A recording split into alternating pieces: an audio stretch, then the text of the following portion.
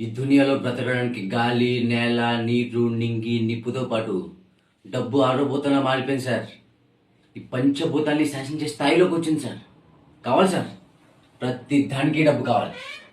నా సర్వీస్లో ఇంత పెద్ద మోసం చేసిన ప్రోడక్ట్ నేను ఇంతవరకు చూడలేదు. నన్ను మోసపోవడానికి కాదు సార్, నేను చాలా మంచోడిని. నువ్వు మంచోడివా? అవును సార్, ఈ సమాజంలో పరిస్థితుల ప్రభావం వల్ల ఒక మంచివాడు చెడ్డవాడిగా మారాల్సి వస్తుంది. అవే పరిస్థితులు అనుకూలించక ఒక చెడ్డవాడు మంచివాడిగా మిగిలిపోతున్నాడు సార్. అలాంటి మంచోళ్ళే మన చుట్టూ తెగ తిరిగేస్తున్నారు సార్. సార్ మీకు విషయం చెప్పనా, ఒక పేదవాడి మంచివాడిగా ఉండడానికి, ఒక ధనవంతుడు మంచివాడిగా ఉండడానికి చాలా తేడా ఉంది సార్.